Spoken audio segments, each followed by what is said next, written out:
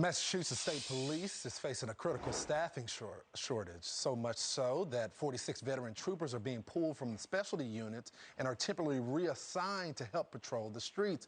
Our next guest partly blames anti-police sentiment, but also says there's a bigger problem at hand.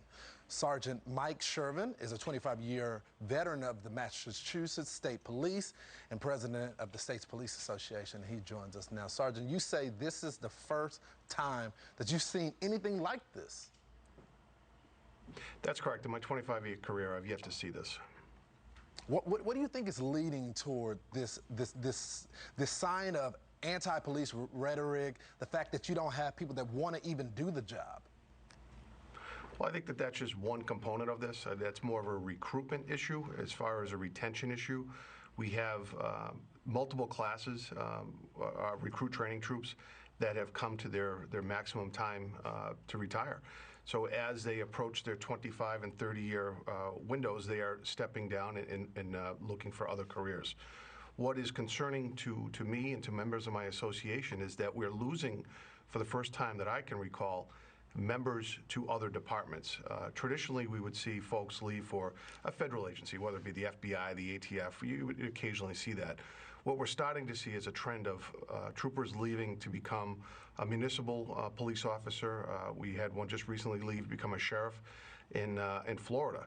And that's a direct, attribution to the removal of some incentives. They're just not as incentivized as some of these municipal departments. Several years ago, we lost the Quinn bill, and it makes it hard to recruit if you have a 25% less stipend over some of these cities and towns that we're competing against for qualified recruits. So, Sergeant, can you tell me about these specialty units? How risky is it having them leave those units to go back on the streets? Well, it's hard to identify the secondary and tertiary effects here. What's going to happen is you're going to see a reduction in the staffing levels at our district attorney's office, our fire marshal's office, our attorney general's office. And by statute in Mass, the state troopers are assigned to the DA's office to investigate unattended deaths, to include homicides. We won't know until the end of this year what type of a caseload increase our troopers will be facing. It is hard to identify today, but I think we can all agree that we are going to see an uptick in caseload, and I just hope that that doesn't reduce our outstanding number. We're currently running at an 85 to 90% solve and conviction rate. It's one of the highest numbers or percentages in the country for homicide investigations. Sergeant, simply put, what does it mean when you have less officers on the street? It means quite a bit. It means that you're sending less first responders to an incident. The other thing here is officer wellness. Yeah. The inability for our troopers to get time off. They come in for their 7 to 3:30 shift, and likely they're not going to be going home. They're going to be forced to stay.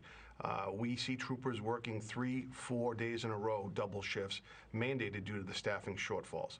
And that's why we understand the nature of what Colonel Mason is doing here, and it's to allow our folks to get time off for the mental and physical well-being, and to be well rested. I think we all saw the incident recently up in Wakefield with a standoff. We need more troopers on the road. We need rested and well-trained troopers out there.